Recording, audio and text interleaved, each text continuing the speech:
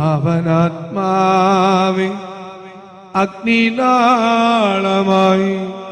അഭിഷേകാഗ്നിയായി എഴുന്നള്ളുക. വരിക, വാഴുക. ആത്മാവിൻ മാധുര്യമേ, വെളിവിൻ കതിരേ, ആത്മാവിൻ തണുപ്പേ, വസിക്ക.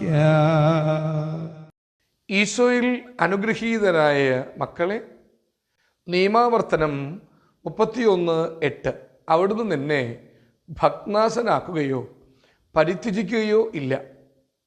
നീ ഭയപ്പെടുകയോ സംഭ്രമിക്കുകയോ വേണ്ട.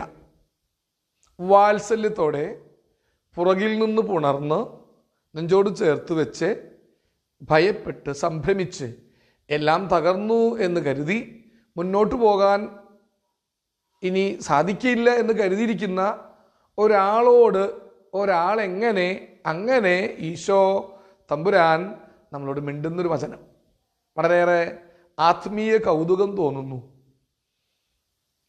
എന്തു ചെയ്താലും വിജയിക്കുകയില്ല എന്നുള്ളൊരു ചിന്ത വന്നാൽ പിന്നെ ഒന്നും ചെയ്യില്ല.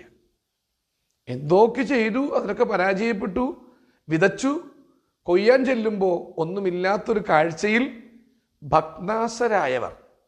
പക്ഷെ തമ്പുരാൻ പറയാണ്, നിന്നെ ഞാൻ ഭഗ്നാശനാക്കുകയോ എനിക്ക് നിന്നെ വേണ്ട എന്ന് എറിഞ്ഞു കളയുന്ന ഒരു കാലഘട്ടത്തിൽ നിന്നെ പരിത്യജിക്കുകയോ ഞാൻ ചെയ്യില്ല എന്നുള്ള ആ മുഴങ്ങുന്ന മനസ്സിലെ മുഴങ്ങുന്ന ദൈവവാക്യം എന്നിട്ട് താഴെ ചേർത്ത് പറയാണ്, നീ ഭയപ്പെടുകയോ പരിത്യജിക്കുകയോ വേണ്ട.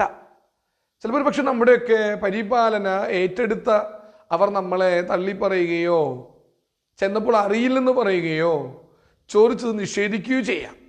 തമ്പുരാൻ അങ്ങനെയല്ല എന്ന ആത്മവിശ്വാസത്തോടെ വച്ച കാൽ പുറകോട്ടെടുക്കാതെ മുന്നോട്ട് പോകൂ. ഭയപ്പെടണ്ട, സംഭ്രമിക്കണ്ട, ഭഗ്നാശനാവണ്ട, എന്നെ എല്ലാവരും പരിത്യജിച്ചു എന്ന് ചിന്തിക്കേണ്ട. മുന്നോട്ട്, അതാണ് വിജയത്തിൻ്റെ പടവുകൾ കയറാൻ നമുക്ക് ഏറ്റവും ഉചിതമായത്. ഹല്ലേലൂയ, ആവേ മരിയ, ആമേൻ.